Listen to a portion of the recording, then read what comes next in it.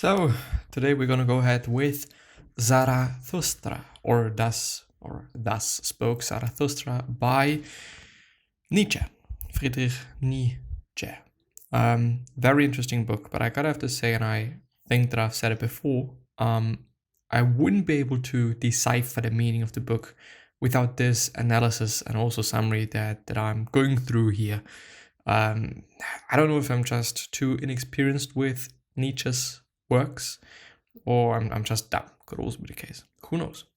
But I think that I've stopped with on scholars since On the Line of Education kind of seems familiar or sounds familiar, as well as on the Immaculate Perception, on the Sublime ones. Well, I couldn't actually tell, but I'm just going to go ahead with on scholars. I have a good feeling that I haven't gone through this.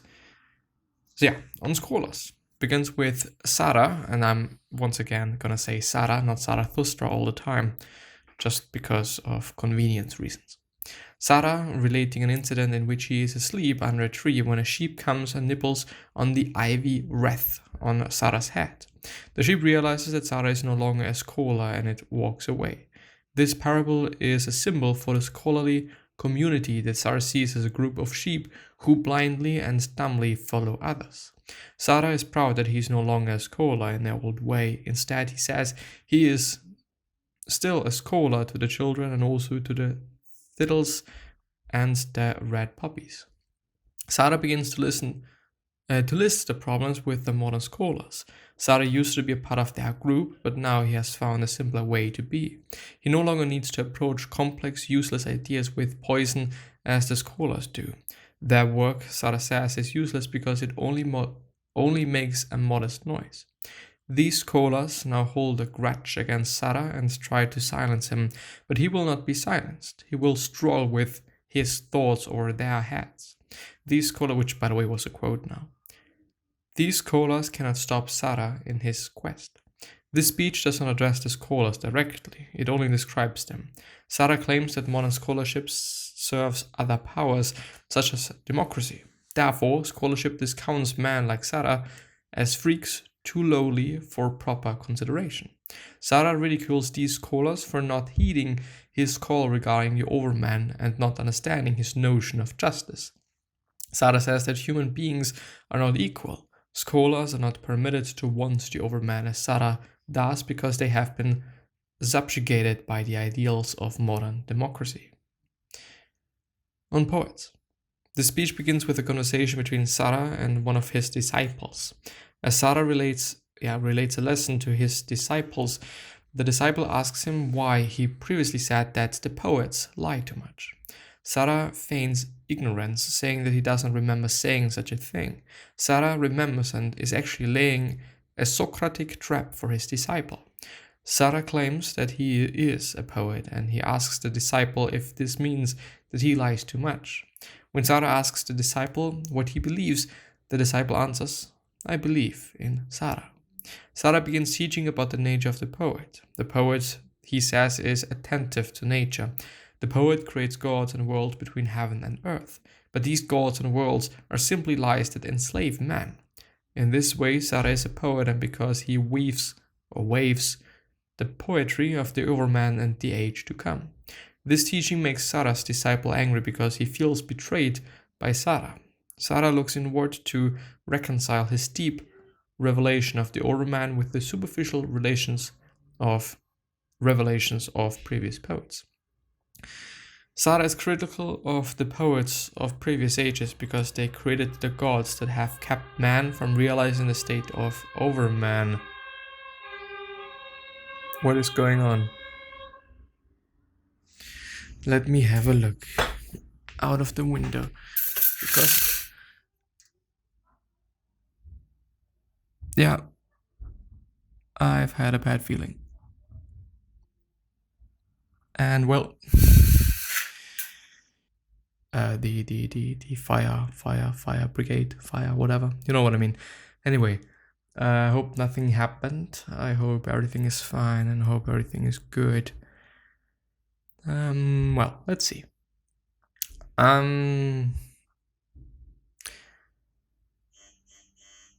Where have I stopped? Well, actually a fucked up thing. Zara is critical of the poets of previous ages because they created the gods that have kept man from realizing the state of overman. Zara is also honest about the fact that he himself is a kind of poet. Whoa, I've read that. Zara tells his disciple that though he is a kind of poet, he is no longer He is not like any poet that came before him, because his teachings are deeper than theirs. While they created false worlds and gods, Zara teaches a greater truth. On great events.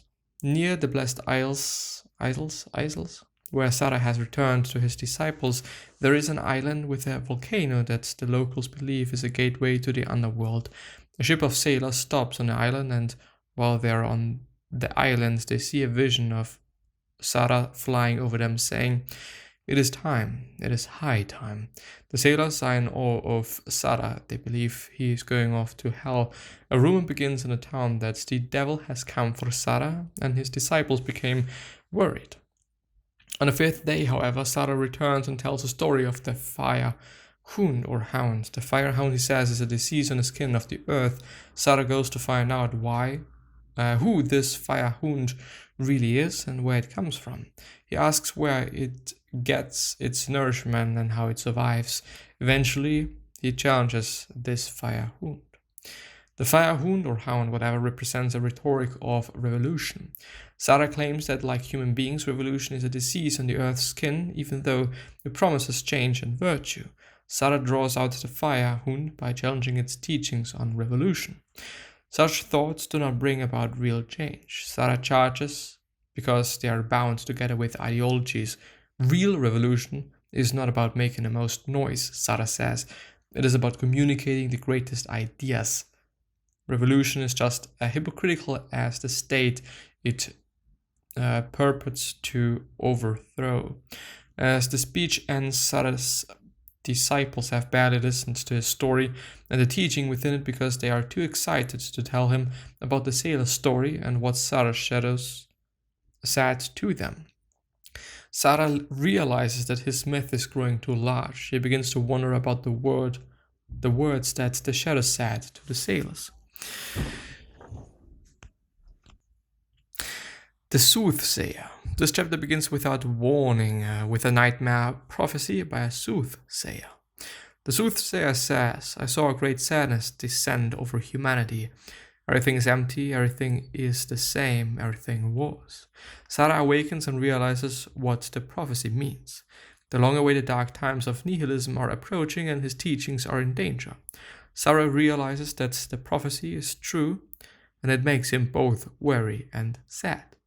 When Zara returns to his disciples, he tells them of another dream in which he is a watcher of graves. He asks for their interpretation, and the disciple, whom Zara loves, gives an interpretation that he hopes will cheer up his master. He tells Zara that the dream means Zara will laugh at all those whose teachings and wisdom only send others to their graves. He says that just as Zara awakened from the dream and came back to himself, so his enemies will awaken from their dreams and come to understand Zara's teachings. For a moment this makes Zara feel better, but then he looks into the face of the disciple and sees that the interpretation is wrong and the prophecy of nihilism will come true. The disciple's interpretation is meant to make Zara feel better. His disciple wants to show him how loyal he is to Zara's teachings. But what Zara begins to realize as the chapter ends is that his disciples have not been true to his teachings after all. This begins the closing chapter of the second part, in which Zara again realizes that his disciples have disappointed him. Zara realizes that he must leave them at some point. Well, I do think that it is just not about following somebody, and also not following Zara, which means that he kind of got himself into a position that he actually wanted to eliminate. On redemption. One day, Zara is walking across a large bridge where he is met by a group of cripples. They tell Zara that though the people have started to believe in his teachings, they will not truly understand until he is able to heal these crippled people. Zara says that healing them would be the worst thing he could do. It would open up all the cruelties of the world to them. Sarah refuses to become a miracle worker, which is a possibility that tempts him. Becoming a miracle worker might raise his profile in the eyes of the people, but ultimately it will hinder his true calling. As Sarah finishes crossing the bridge, he is met by a giant ear that he realizes is actually a hideously deformed person. Sarah practices his teachings regarding pity, treating these crippled people with a heart, in order to teach them the true way to approach the nature of the world. Sarah begins to teach his disciples. This chapter is the climax of part 2. In essence, it is a climactic part of the whole book. Sarah asks his disciples what they expect him to be: a poet or a truthful man, a liberator or a tamer, a good man or an evil man. Sarah realizes that his true mission is to bring will to the people, yet he himself is not even advanced enough to break the will from its ultimate captor, time. Though will can liberate people, time is that which claps even the liberator in change. The will cannot be back and change time. It seeks to once again. They will not go back and change time. It seeks to impose its power on time, but it is still constrained by time. This, Sarah realizes, is an ultimate flaw in himself and in his own will to power. On human prudence. In this speech, Sarah asks his disciple to try to understand his double will. He explains how he longs for the overman, yet is restrained by his love of humanity. This love of humanity is a prudence that Sarah realizes he must abandon in order to achieve his goal of the overman. He realizes that though he loves humanity, he actually shows too much favor to the vain, quote-unquote. This has been holding him back. He is entertained by these, quote-unquote, vain people, so he spares them. He must rid himself of the hope and the enchantments that he feels for mankind. These are prudences that only weigh him down. The fourth prudence Sarah outlines in this chapter is that the fact he must hide himself from the people in order to achieve the overman, because the people are so estranged from greatness that the overman would seem terrible to them in his kindness. Sarah is preparing the people for his absence. He is coming to terms with the will to power that he will need to find in order to master time. The stillest hour. This final chapter of part 2 shows Sarah as a man torn apart by his double will. Sarah tells his disciples about a voice that came to him at a night during his stillest hour, quote-unquote. The voice goads Sarah to become more like a child. According to the voice, Sarah has grown weak and ineffectual. His love for mankind is keeping him from becoming the overman, and Sarah readily admits that he is weak.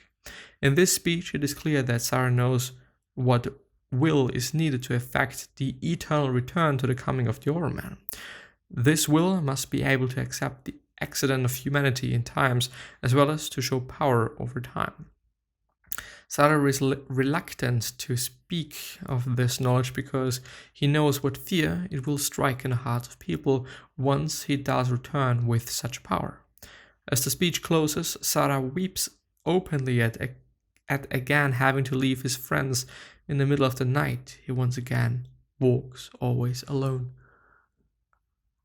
The ambulance is still there, and with that being said, I'm gonna end the episode. I wish you the best. Please stay safe, please stay healthy. Gonna see you next time. Bye bye.